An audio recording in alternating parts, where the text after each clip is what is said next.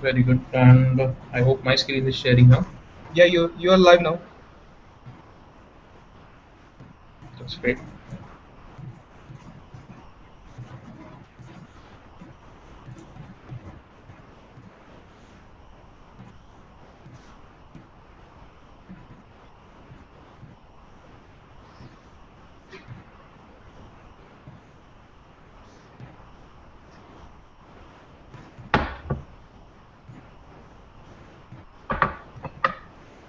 Hello and welcome everyone for a brand new installment of Rancho Webcast series, brought to you by your friendly neighborhood forum, Garage for Hackers.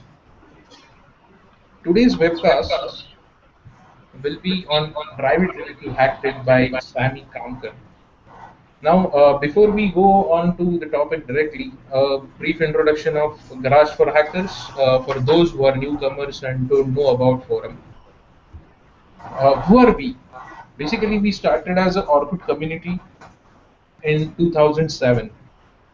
This was an open community for information security enthusiasts, gurus, and aspirants. From there, as we started to learn, we moved on to create a forum where we took the mission to take the free infosec education to the masses. There, we focused on our agenda of connecting infosec enthusiasts and newbies with well-known researchers and experts. As a Garage for Hacker team, we dedicate our time and resources towards helping other InfoSec aspirants, sharing knowledge, spreading awareness, and promoting the research. What we do is provide a platform for knowledge sharing mainly as a garageforhackers.com forum. We conduct regular CTFs to promote hacking challenges and learning. We obviously are into security research in all domains.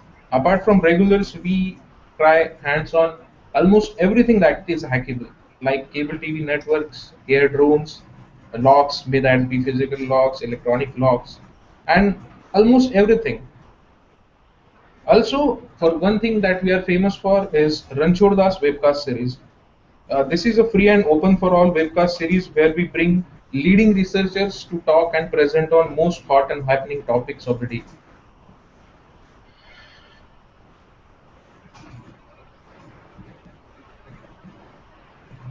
And mainly on our human side, we organize charity funds and relief work for the needy ones.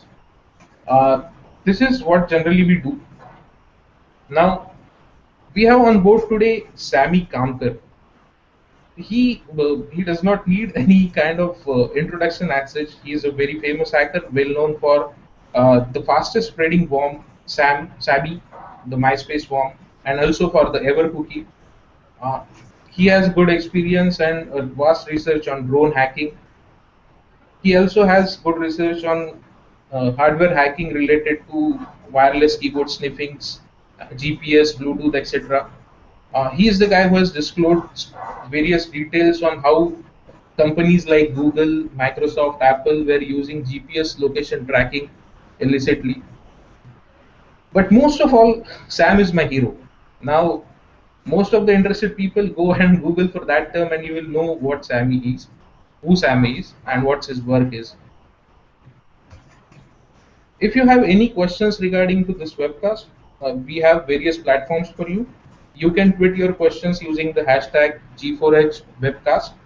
You can also join us on our IRC channel hash G4H on Freenode. And also you can start a thread on garageforhackers.com forum if you have any questions, and we can surely answer your questions over there. Today's event is sponsored by Secure Layer 7 and NetSparker, and we are thankful for them for this support that they have shown to us. You can connect with Garage for Hackers on various places, like we are on Twitter, we are obviously having our forum. You can see the link on which you can send us emails. We are on Facebook, and we also have a Garage for Hackers YouTube channel where all the previous events are hosted, where you can watch all our previous Ranchodas webcast series videos.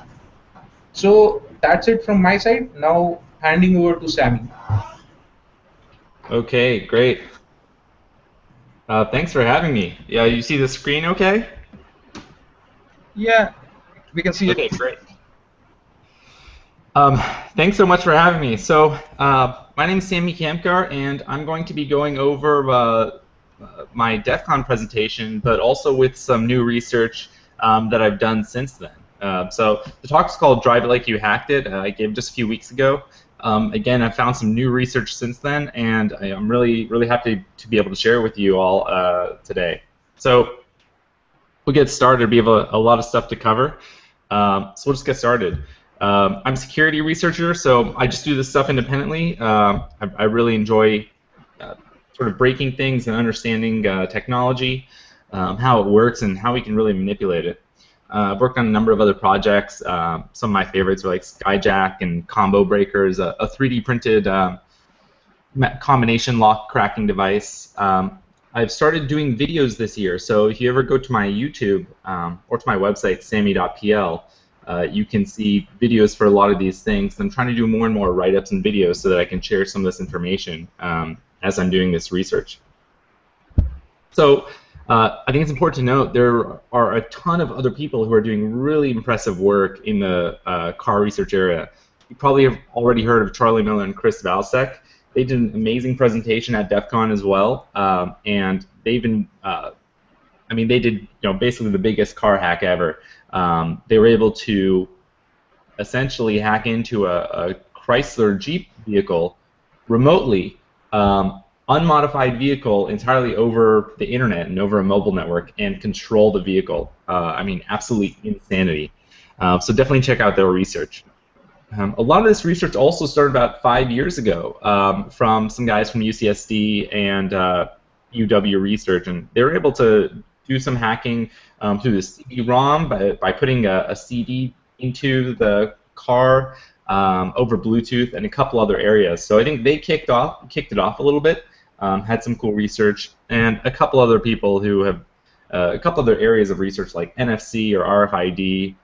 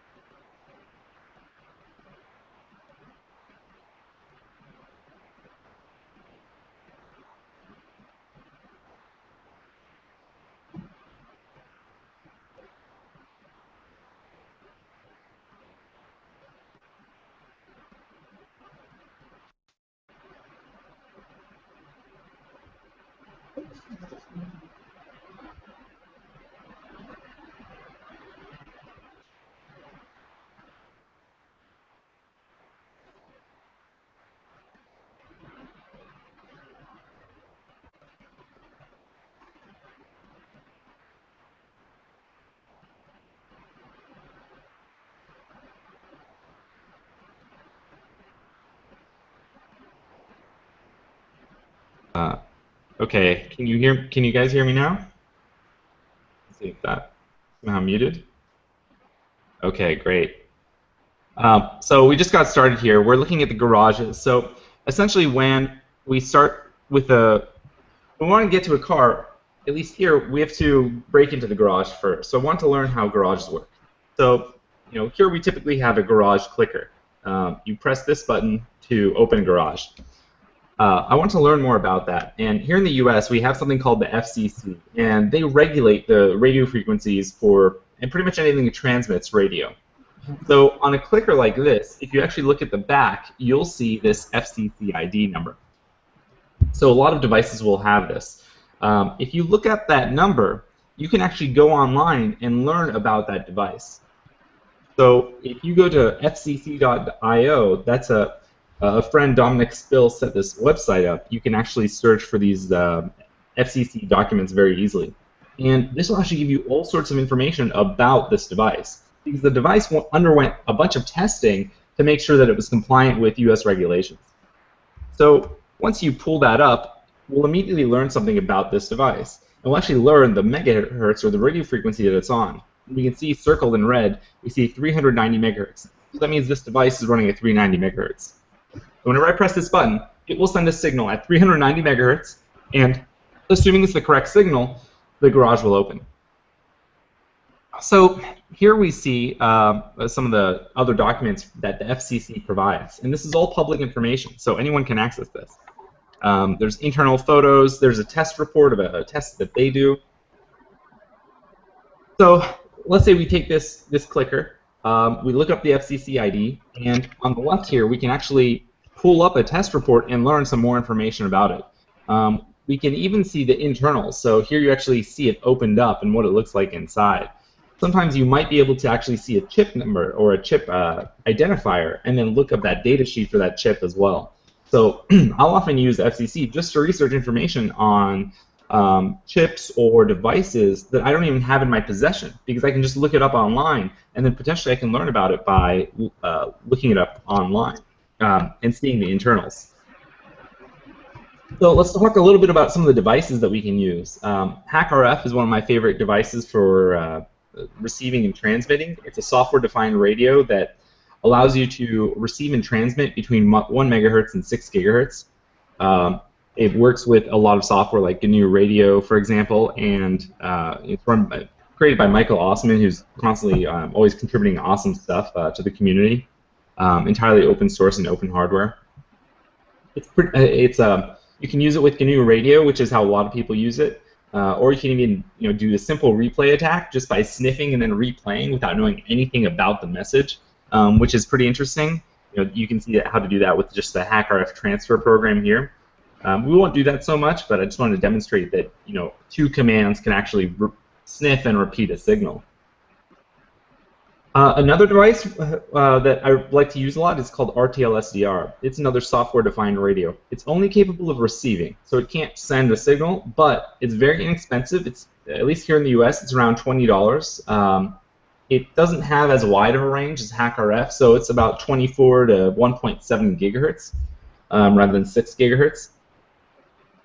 And as I said, you can receive only, but it's small. It's awesome to use. You can learn so much about it, and it's inexpensive. So it's a great tool, and I suggest it to anyone, whether you're already doing a lot with radio or if you're new to it. I think it's great. A piece of software that's great to use is GNU Radio. It's open source, and it allows you to essentially draw these graphs where you can take audio, you can take radio, you can modify the signal, you can then replay it or play through your speakers, and it makes analyzing radio a lot easier. Another piece of software I like to use is called GQRX. So GQRX is another open source piece of software. It's only for OS X and Linux, but it makes it just really nice to, easily you can see a waterfall view of a frequency. You can see when a signal's coming through. If you're not sure what frequency something's on, like if I didn't know what frequency this remote was, I could look in in GQRX, I could press the button, and I could then sort of scan and see when do I see a spike when I'm pressing that button, and then I could discover the frequency. If, for example, I didn't have the FCC ID. If you're on Windows, then, well, you've probably seen this, hopefully not, but you can actually get something called SDR Sharp. SDR Sharp is a Windows software, or similar to GQRX, so you can use that as well. And there are a couple of other out there, but these are the ones that I've used.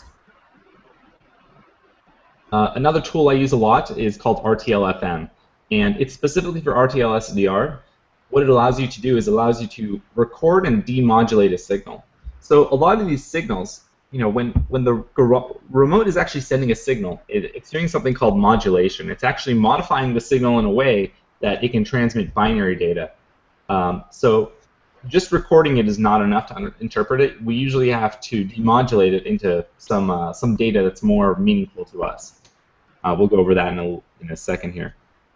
So if we go back to the FCC, we can see a couple pages that, to me, are probably interesting. These are pages I usually look at. So I'll look at the internal photos, I'll look at the test report, and I'll look at the manual. Because usually it just covers a lot of information that I might not know about. The first thing that pops out to me in the test report is this modulation type. So if you recall, I said that we need to demodulate data. So when your garage is sending information, so I'll show you my garage here. There's a bunch of pins in it. So you can see these different pins. And that data needs to get transmitted in binary to my garage. So they use modulation to essentially communicate that.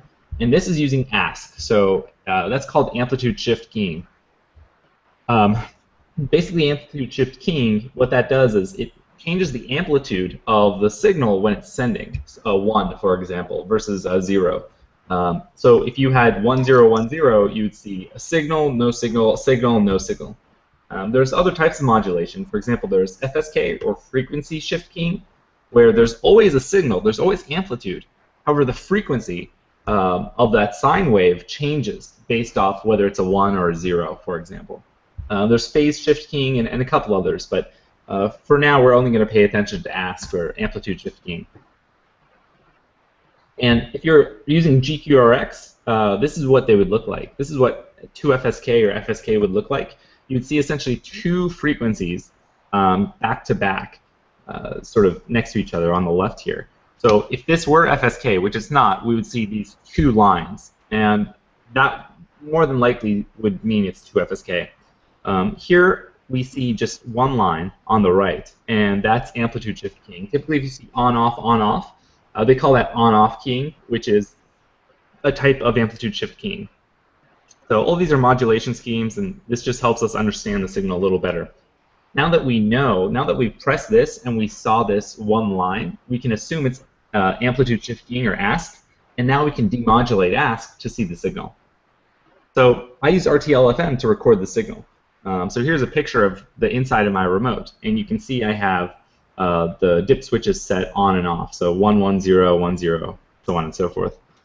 When I record this, I use RTL-FM and I record into a WAV file. I can then take that WAV file and put it in some open source software called Audacity just to inspect the WAV file. And that's what you're seeing here. So we're actually looking at this repeating pattern. And if we look up closer, we can then see basically wide signals and then short signals. Well, the wide signals are corresponding to the bits. All the signals are corresponding to the bits in the garage remote. So actually, those wide ones are 1, or when the bit is high, and the short ones relate to 0, or the off bits in the garage. So just by doing this, if I didn't have the actual garage or remote in my possession and I saw this, I would now know the code to the garage, and I would be able to replay or regenerate this frequency to open it. Now, when I first started looking, I saw, okay, well, that means I would have to wait outside, I have to hold the device, and I'd have to, my RTL-FM, and I'd have to sniff, waiting for someone to come to the garage. But I was looking, and a lot of these garages only use like 10 or 12 bits, right? There's only like 12 dip switches on this remote. So I thought, well, if there's only 12 dip switches, that's 2 to the 12 possible combos. That's 4,096 possibilities. So 4,096 is, I mean, if you had a 2-letter password on a website, 4,096 is less strong than a 2-letter password on a website. So I started looking at it, and I wanted to see how long would it take for me to brute force the entire key space of 12 bits for one of these garages. So I thought, okay, I don't know if it's 8-bit or 12-bit or 10-bit, and it takes about 2 milliseconds per single bit, plus another 2 milliseconds delay when sending a code. So I found if I brute force every possible combination, it would take about 30 minutes to open a garage I knew almost nothing about. And I thought, after looking at the signal, I thought maybe there's a way to make this faster. If we see, every time I hit the button here, it's this one signal, but it's repeating. So I thought, okay, why does it probably repeats just in case there's interference. But if I'm close, there's probably not going to be much interference. So maybe I don't have to repeat it if I'm going to be brute forcing. So instead of sending it sending the same signal 5 times and then moving on to the next signal, I just send one signal. So that cuts our entire time by 5. So we go from 30 minutes down to 6 minutes to brute force the entire key space. Then a friend of mine, Mike Ryan, he gave me a suggestion of removing the wait period. So at the top in red, you can see there's the signal, and then there's a bunch of wait time, which there's no signal getting sent there. So he suggested removing that wait time. And just by doing that, I still saw it worked. So that actually removed it another half. Another 50% of the time is gone. So that reduced it from 6 minutes down to 3 minutes. And thanks to Mike for that suggestion. Then I started looking at the signal, and I thought, okay, we see the red, we see the green, and the purple, and the blue. Now there's no wait times, but how does the garage know where one code ends and the other begins? And I thought about this for a second. Normally there would be some sort of preamble or something in the beginning of a message to say a password's about to come and here's the end of the password. But it's not doing that. It's just sending the bits, the bit stream. So I thought, what if it's using a shift register, a bit shift register? Now, a shift register basically takes in a bit, it pops off the last bit, and then it just brings the next one in. So the thought is here, if this is using a bit shift register, if I send 12 bits, it'll test, is this 12-bit code correct? But if I send another just single bit, it doesn't replace the whole password. It only pops one bit off and then pulls in the next bit. So if I send a 13-bit code, I send 13 bits for a 12-bit garage, it will actually test the first 12 bits. After it fails, it'll take one bit off, pull in the 13th bit, and then test that new 12th bit. So that's two different 12-bit codes, or essentially 24 bits of code by only sending 13 bits. So I tried this, and I found that there's a mathematician named De Bruyne, and he created this sequence. And he created the most efficient sequence to produce every possible overlapping set of numbers, but overlapping them. So if we did let's assume it was a 2-bit garage. You could send 0, 0, 0, 1, 1, 0, or 1, 1. This is what the De Bruyne sequence would look like. It would be 0, 0, 1, 1, 0. You'd only need to send 5 bits to test the whole 8-bit sequence of 0, 0, 0, 1, 1, 1, 0, 1, 0. And that's because we just get them to overlap. And what will happen is, again, it simply shifts 1 bit and then tests the next 2-bit code. And then shifts 1 bit and then tests the new 2-bit code. So this reduces our sequence from the original 30 minutes down to about 8 seconds. So we're able to get from a full 30 minutes to brute force the entire key space down to 8 seconds to open a garage that we know virtually nothing about, which was absolutely crazy. So that was really cool, and I immediately wanted to test that, but I needed a way to test it.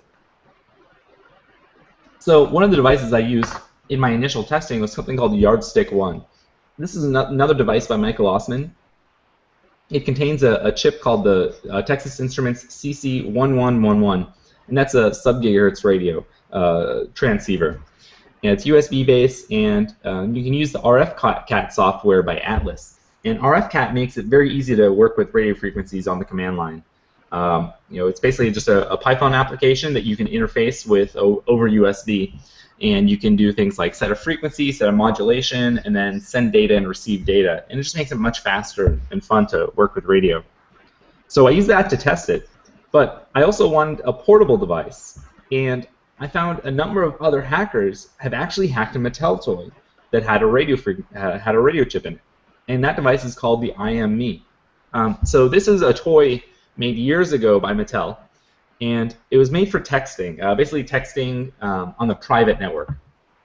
But what's interesting is it has a similar chip. It has this Texas Instruments CC1101 chip. And what's cool about that is that it's also a sub-gigahertz transceiver. It can receive and transmit on almost all frequencies under 1 gigahertz. And a couple other hackers, including a guy named Dave and Michael Osman and Travis Goodspeed, they have done a bunch of great work that makes it really easy to hack this device, modify it, write your own software, and program the device. So here you can actually see a spectrum analyzer that's actually analyzing frequencies. So again, this becomes a portable battery-powered device you can take anywhere, and you can see frequencies, you can transmit, you can do all sorts of stuff with it.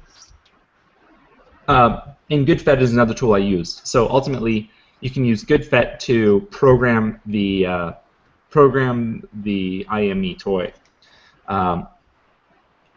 So after all of this, testing this, I was able to basically take the IME, press a button, and open half the garages out there. You can do this yourself. I've released almost all of the code. I bricked it just a little bit so that criminals can't just download and use it, but all the actual research I've written up. I made another video about it. I show a video of me actually testing it, and that's called Open Sesame. So if you're more interested in the garage stuff, you can check out my project Open Sesame. It's on my website. and you can see basically all of the source code and information on that in a full write-up and video. So this is awesome. This means, like Nicolas Cage and Gone in 60 Seconds, we were able to open the garage and get in. Unfortunately, since I released the Open Sesame stuff, the price has gone up from the $20 to a little higher for the IME. But fortunately, there's other tools coming out that allow you to do this kind of stuff. So again, the Yardstick one is a good device for doing a lot of this testing. So lessons, if you're building a secure system, if you're building a system like this, things to ensure. First, don't use a small key space. If you're gonna, just like on a website, you don't want them to ask you for a 2-letter password. You want them to ask you for a 10-letter password at a minimum. So always make sure that your passwords that you're sending are really large. Also require a preamble. So basically something that before the password that says the password is coming, and that way the De Bruin attack won't work. So again, we should have to send the full password to test a password, not just another bit of a password. And another way that about half the garages that I've seen have this actually resolved is by using rolling codes, and we'll get into that in a bit. So now we're off to the cars. So we'll take a little look at cars here. And more and more we're seeing cars are connected. So a friend of mine before DEF CON was showing me, I was telling him I was doing car research, and he said, "Oh, I have this app on my phone that allows me to get into my car and do a bunch of stuff in my car." I was like, "Oh, cool! Can I look at that app?" And he was using the software called OnStar.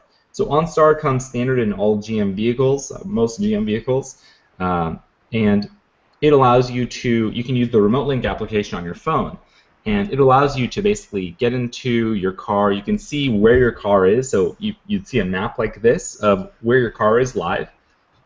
And interestingly enough, there are some other things you can do, like lock and unlock the car. Remote start it. You can sort of activate the horn and lights, and a couple other things. You can get some information about the owner. So the first thing I did was I saw, okay, well, what's the app communicating? It's probably communicating, over SSL or TLS to a server. So, I jailbroke my phone, and I have a jailbroken phone, and I installed my own certificate authority so that I could sniff basically all the web traffic or HTTPS traffic between my device and the OnStar servers. So once I did that, I performed an SSL man-in-the-middle attack using my own certificate authority to see what can we see here. So here's an actual command. It basically hit a SSL server and then sent a bunch of information in base 64. If I decode that base 64, we actually get the username and password. So whatever username and password I put in was just base 64 encoded. Now that's not a big deal because that communication is encrypted. But then I did another test.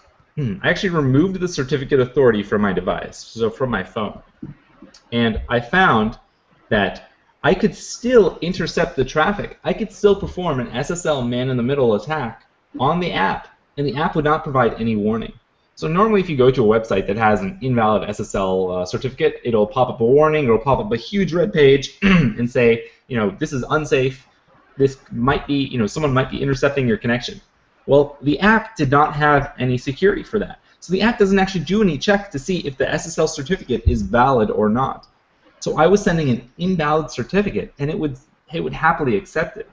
And then I tested this on a non-jailbroken phone. So on any phone, on any iOS device with this app, if you're nearby and you're intercepting Wi-Fi traffic or mobile traffic, and you perform your own SSL man-in-the-middle attack, you can then intercept the traffic, get the person's username and password, and then indefinitely log into their OnStar remote link account and do things like unlock their vehicle or see where their vehicle is. So I built a device to demonstrate this, and I used a Raspberry Pi. I used a phone and GSM board. A GSM board basically allows the device to communicate over the internet, so that when they are actually using the software, the communication would go over the internet. Another thing I did was DNS spoofing. So I would perform DNS spoofing so that everything else they did, if they were using the browser, they wouldn't notice anything fishy. I didn't want to SSL intercept everything. I just wanted to intercept the GM servers. And GM, that's for like Cadillacs, Buicks, GMCs, and one other make. I used IP tables as well. I also used a common alpha AWS036H card, and that's a wireless card that allows you to do traffic monitoring, Wi-Fi traffic monitoring, as well as injection, and also a Wi-Fi dongle and a SIM card.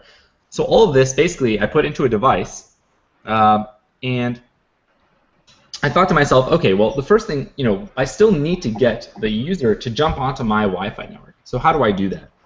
And I thought, a lot of our devices, whenever, let's say we're in an area and they're not on Wi-Fi yet, they'll actually send out probe requests. They'll actually send out a packet saying, hey, is there a network I know here? Oh, by the way, here's a network that I normally connect to.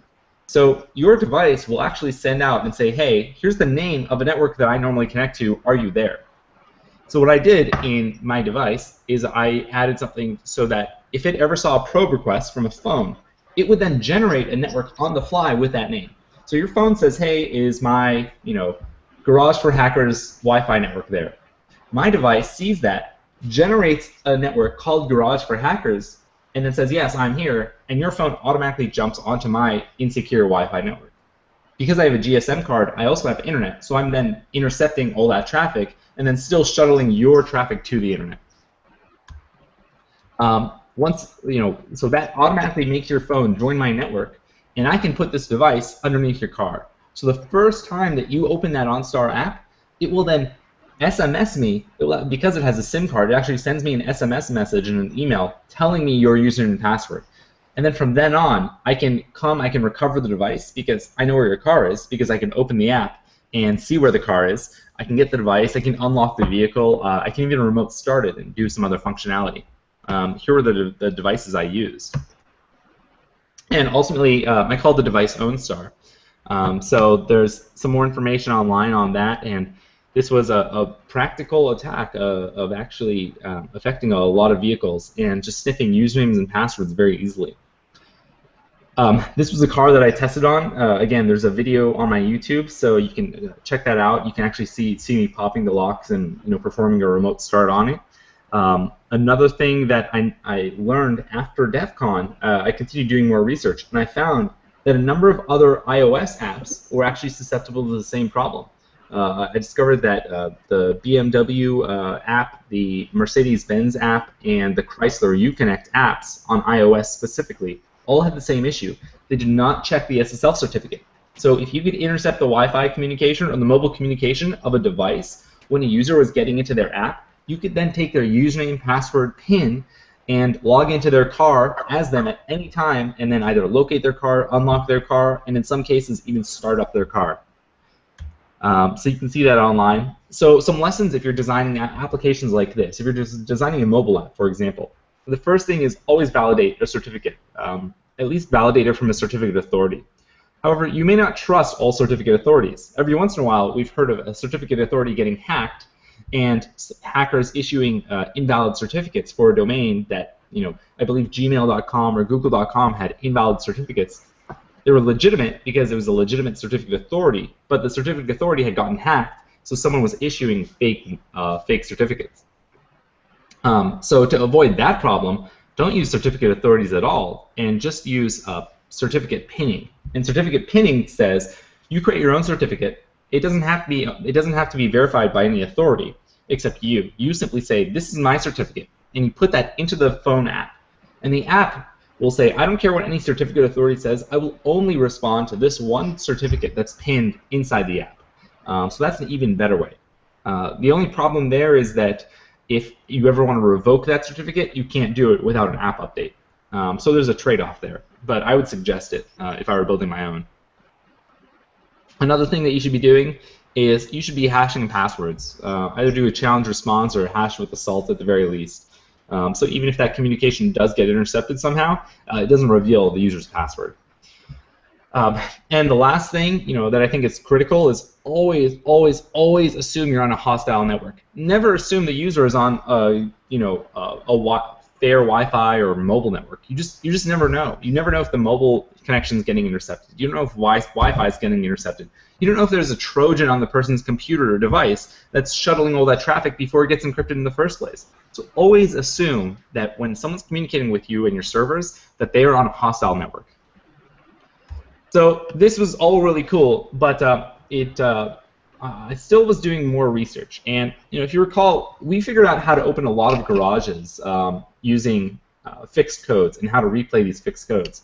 But there's still one other thing. A lot of these garages have something called rolling codes. And rolling codes are much more secure.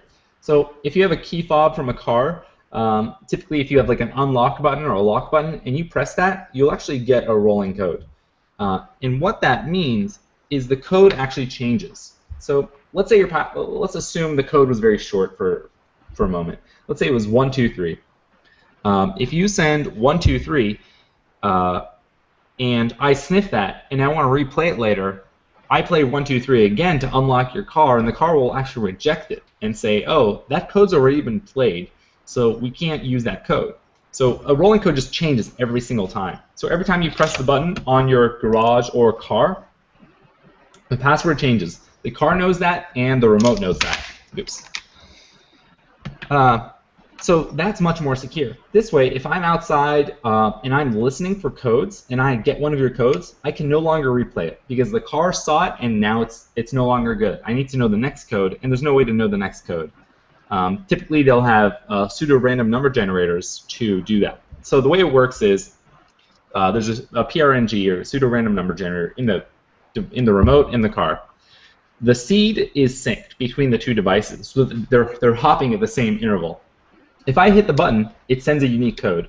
The car sees it, unlocks, and then says, okay, we're throwing that code out, and send me the next code next time you want to lock or unlock your car. The next time you press the button, it sends unlock. Now, one problem they have there is, what if the remote's in your hand and you press it, but you're not near the car? Well, then your remote and your car will be out of sync. So the way the car works is it actually allows up to usually a couple hundred key presses before it stops listening. So you can actually hit the remote 100 times before you even get to the car, and even though you'll be about 100 out of sync, the car has a grace period. It'll say, well, you can be 100 or 200 away, and I'll still allow this. So this prevents replay attacks, or attacks where we can sniff and then replay the same signal.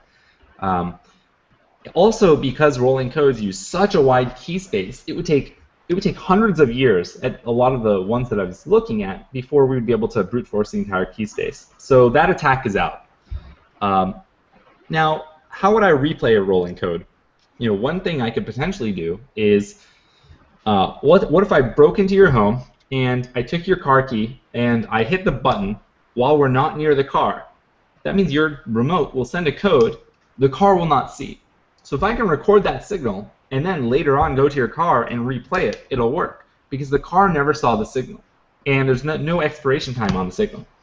Now, this is a silly attack that, if you're already breaking into someone's home, I mean, it's a physical attack. It's a lot less interesting. But how can we potentially apply this in a different way? So I thought about this for a moment. I thought, okay, what if we're jamming, right? What if we're actually jamming a signal so that the car can't hear that remote? Can we then use that code later on?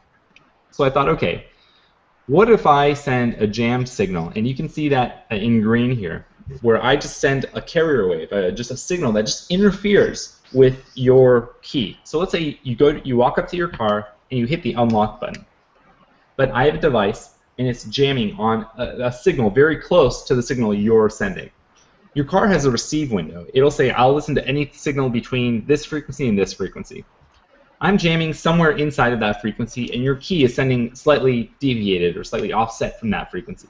So when you send your password or your rolling code from the key, the car can't see it because it's getting interference from my signal as well.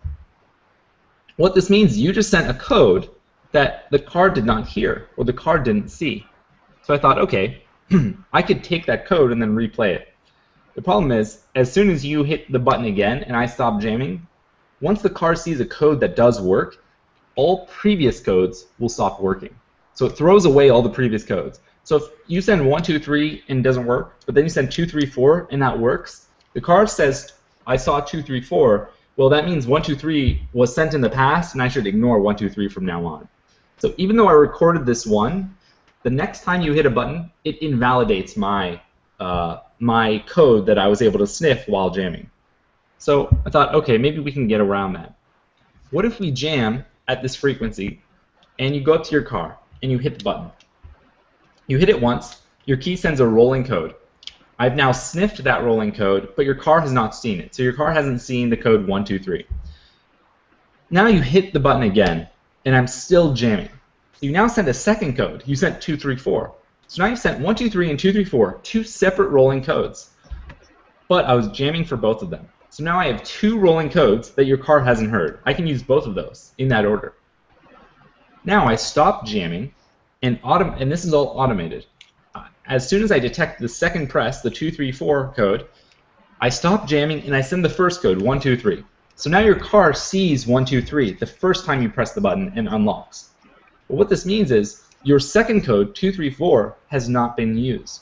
So I can actually take that code, 2, 3, 4, and use it sometime in the future before you hit the button again. This is crazy. This means I can actually put this device, a small device, let's say under your car, just stick it there, and I can, from then on, whenever you go to your car, you'll hit unlock. It doesn't work, so what do? When the unlock doesn't work, you simply hit the button again. I now have 2 codes. I replayed the first code. I now have a secondary future code to use later on. I can then come back to the car and unlock the car. This is absolutely crazy. So here's actually a device I created called RollJam that performs this. It's about $30 US in hardware. It uses a teensy microcontroller. Has a good, a fast ARM processor and enough RAM for some of the stuff I'm doing here. I'm also using 2 of these chips called the CC1101. Those are from Texas Instruments. It's kind of like the other chips we talked about. They all have similar names. There's the CC1111 in the yardstick one, and then the CC1110 in the IME, and now the CC1101, which is just a radio. It has no microcontroller. Instead, I'm using the teensy as the microcontroller. And I have 2 radios on here. So one is performing the jamming, and then the other one is listening at a slightly offset frequency, away from the jamming, so that the jamming doesn't interfere. You can use something called a channel bandwidth, so that I eliminate the jamming from my signal, but the car still sees it. This is absolutely awesome. This means that I can pretty much go to, and I've tested this on on a ton of different vehicles and garages. Found even on 2015 models that this is happening. So you can unlock so many vehicles because of this, and unfortunately, it's very difficult to solve. I mean, this is a problem that's been around, I guess, since the beginning of I guess, passwords. And we solved this on the internet by using challenge responses. So if you wanted to solve this problem, how would you do that? I think I have some lessons here. So this is a car I tested it on. We can see, you can encrypt. You can encrypt the button that's being pressed. So for one, if you sent unlock and I can't tell that it's unlock versus lock, that will confuse my device because I won't know whether I want to take an unlock code or a lock code, right? I only want unlock codes. So a lot of these devices will actually say this is an unlock command, and I can only pay attention to the unlock commands and ignore locks because I don't want to lock your car. I only want to unlock it. You can perform a time-based algorithm, so something that expires. When you go online and you have a cookie, a lot of websites will expire your cookie after some period of time. Well, the same thing should happen with these key codes, right? This key should only work, when I press that button, it should only work for that 1 second. It should expire a second later because there's no point of it being reused if you can synchronize that. And we've had this issue for how many years online that we've solved this. We solved this at least 20 years ago. If you've ever seen those RSA tokens where it's like a secure ID and there's a counter on it and that number changes every 60 seconds, or Google Challenge Authenticator, that number's constantly changing. This is a problem we've solved, yet it's still apparent in virtually all cars out there, or at least all the cars that I've tested. Another way to solve this would be to do a challenge response. So if you hit unlock on your car or on your remote, it sends a message that says, I would like to unlock you. The car sends a challenge, assault for example.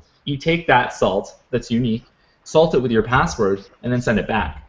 Now, if I recorded that, or I jammed and recorded it, and I replayed it later, well, I still need a new challenge, a new salt. Your car sends a different salt to me. The question, the challenge or response that I have is no longer good.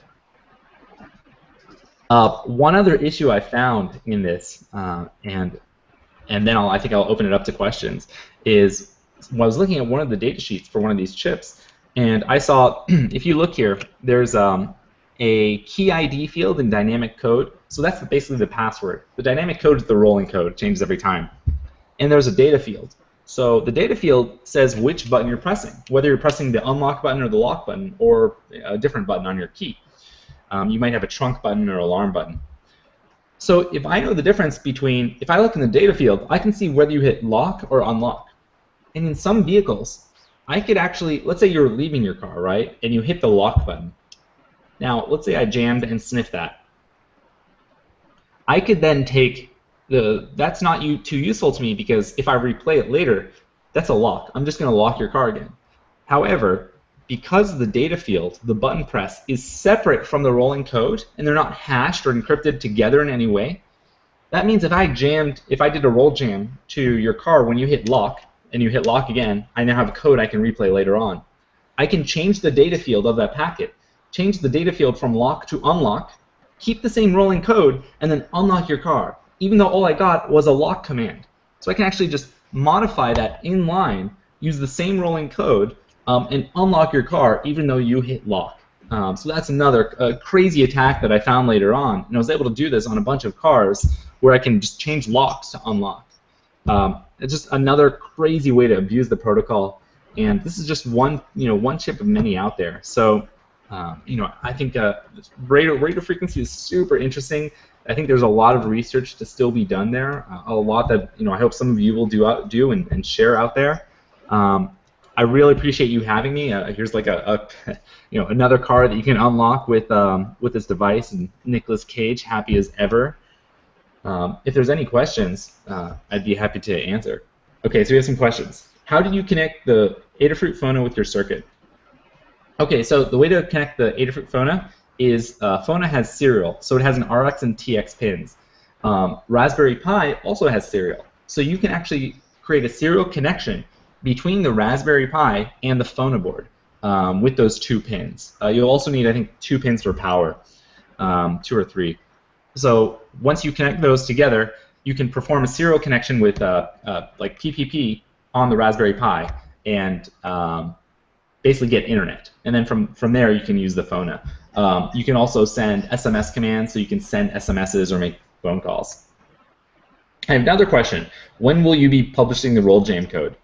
So I've had trouble wanting to publish this because it makes it so trivial to break into cars. So I'm going to do a little more research, and I may be working on a new device, or there are some other researchers out there working on some other devices. So I may be publishing some RollJam stuff or related code in the next few months.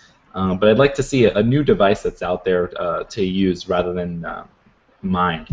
However, the entire attack, it's documented in this presentation. It's actually a very simple attack. It's not very much code, and it's very simple to perform. So unfortunately, it's actually this kind of attack has been known. It's a simple replay attack with just some additional thought into it, like jamming and changing the lock signal into an unlock signal. So there's some nuances there, but otherwise it's actually easy. It's trivial to do. If I do post it, I'll be posting it on my website at samy.pl, samy.pl. And again, I am on Twitter, and I also put up a lot of videos on YouTube. So I'll probably do another video on RollJam in the future.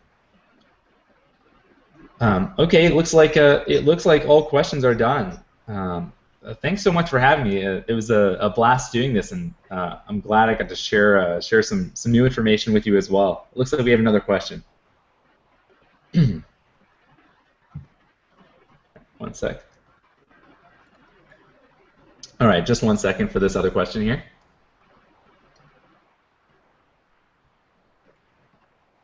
All right. What are the possibilities of car locking systems getting bricked due to a capture and replay attack? Well, I think it's unlikely. I can't promise anything. But I've never experienced, I'll tell you this, I've never experienced, in all of my testing, I've never experienced any bricking of any system because of this. So I think it's highly unlikely. The only thing I suspect you might run into is if you're pressing the button on the key too many times. So let's say you press it 500 times without the car ever being able to hear that signal, then you'll be out of sync. Your car key will be out of sync with the car. Usually you can fix that. There's a couple ways of fixing that. I believe sometimes battery removal might fix it. I believe there's actually an attack there. I also think that you can resolve it by putting the key into your car and turning. I believe that actually also will synchronize your key with the car, at least in some cars, in some vehicles. So I would say it's a very low likelihood that you would brick it due to a capture and replay attack. But again, I don't know how these internal systems work exactly, so it's always possible. Another question is, what's the distance required to perform this attack? What's the proximity from the victim? Now, the chips I was using specifically, if we see here, was a CC1101, and it has like a, you can also add a power amplifier so that you can transmit better, and has a low noise amplifier so that you can receive from a wider range. So this chip, or my RollJam device, actually works a lot further away from the car than the actual key, or the car key remote. So I'd say you can be probably the same distance from the car as you are from the person. Another thing to note is people ask, well, don't you have to send a lot to jam? Maybe you have to send a really strong signal to jam. But fortunately, we don't have to send a very strong signal. Because most of these car keys are using something called amplitude shift keying, or ASK. If you recall, let me pull up one of these amplitude shift keying codes. There's all this dead space. So there's all this empty space where there's no signal getting sent. So my jamming is essentially filling that signal up, right? So you don't need to have a very strong signal. You just need a medium signal that fills up that empty space of the on-off key. So that'll confuse the receiver in the car as well. So you can be, I think, further than the person from the car, and also still be a good distance from the person as well. All right. Any other questions?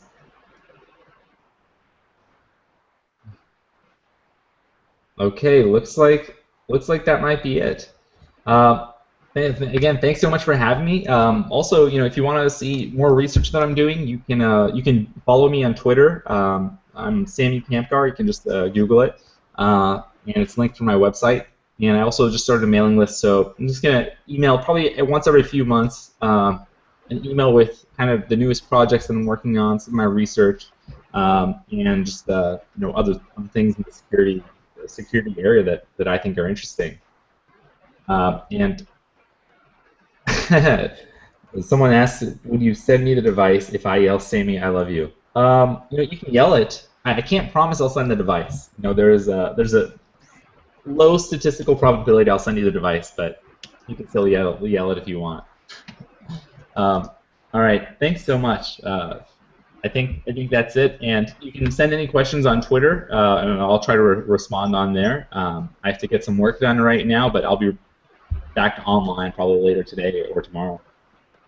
All right, thanks everyone. Thanks. Bye.